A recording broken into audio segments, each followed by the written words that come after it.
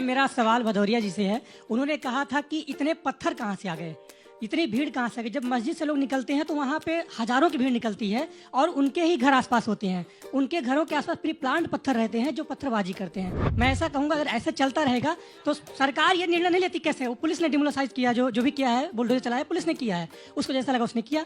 अब उनको बोलना चाहिए इसमें जो ये गलत कहाँ से था। तो मेरा सवाल ये है कि ये जो बुलडोजर और इनका जो भी होता है, स्टोन पेल्टर जो होते हैं, बेसिकली उनके घरों पे जो कार्रवाई होती है, तो उस कोई एक बंदे ने क्राइम किया है, क्योंकि क्राइम पर्सनली नेचर होता है, तो बाकी लोगों के, उसकी बहन की, उसकी मम्मी की, उसके पूरी परिवार की क्या गलती है? क्योंकि इनके सवालों का भी जवाब देना है मुझे। देखिए, भारतीय जनता पार्टी से बहुत उम्मीद नहीं है, लेकिन जब देश के युवा इस तरह की बात करेंगे कि भाई बुलडोजर बहुत अच्छा चल रहा है, देखिए बुलडोजर जब तक अच्छा है जब तक आपके घर की तरफ नहीं आ रहा।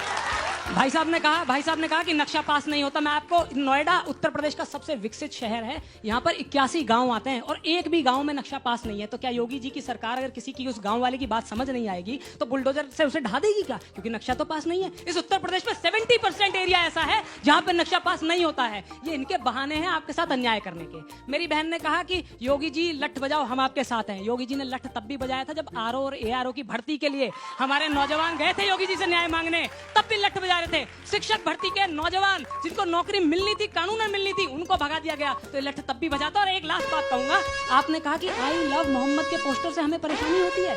ये हिंदू धर्म इतना कमजोर कब से हो गया कि अगर हम आई लव मोहम्मद का पोस्टर देख ले, हिंदू धर्म, हमारे धर्म को कमजोरी हो जाएगी, आपको भी मिल गया, हो जाएगी। अनुराग जी, 60 सेकंड्स का टाइम आपका शुरू होता है अब। देखिए, अभी महिला समस्या की बात कर रहे थे तो मैं उनको याद दिला दूं कि मेरठ में अभी गर्भवती महिला के साथ अन्याय हुआ और उसके 2 बच्चे उसके पेट में थे, दोनों की मौत हो गई। बागपत में छात्रा का अपहरण करके उसके साथ अन्याय हुआ। कानपुर में किशोरी के साथ अन्याय हुआ, उसके बाद उसकी हत्या होगी। मेरठ में महिला के सिर टुकड़े टुकड़े कर दिए गए। आप लखीमपुर में चले जाइए, कोचिंग में जा रही थी बच्ची, उसके पीछे तक कोचिंग तक घुस गए। ये आपके बुलडोजर का रुआब है कि बच्चियां सुरक्षित नहीं है?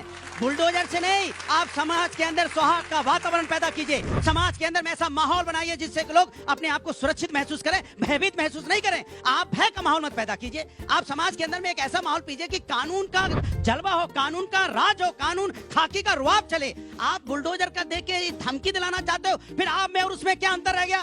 जो गली का जो बदमाशी करते रहते हैं, जो एक दूसरे को धमकाते रहते हैं, आप भी वही धमकाने का काम कर रहे हैं। आप भी कह रहे हैं बुलडोजर चला देंगे। अरे क्यों चला दोगे बुलडोजर? अगर कोई इलीगल है तो चलाइए, लीगल है तो क्यों चला देंगे आप? इसलिए आप डराने की कोशिश कर रहे हैं। अनुराग जी, 60 सेकंड्स का टाइम आपका शुरू होता है अब। देखिए, अभी महिला समस्या की बात कर रहे थे तो मैं उनको याद दिला दूं कि मेरठ में अभी गर्भवती महिला के साथ अन्याय हुआ और उसके 2 बच्चे उसके पेट में थे, दोनों की मौत हो गई। बागपत में छात्रा का अपहरण करके उसके साथ अन्याय हुआ। कानपुर में किशोरी के साथ अन्याय हुआ, उसके बाद उसकी हत्या होगी। मेरठ में महिला के सिर टुकड़े टुकड़े कर दिए गए। आप लखीमपुर में चले जाइए, कोचिंग में जा रही थी बच्ची, उसके पीछे तक कोचिंग तक घुस गए। ये आपके बुलडोजर का रुआब है कि बच्चियां सुरक्षित नहीं है?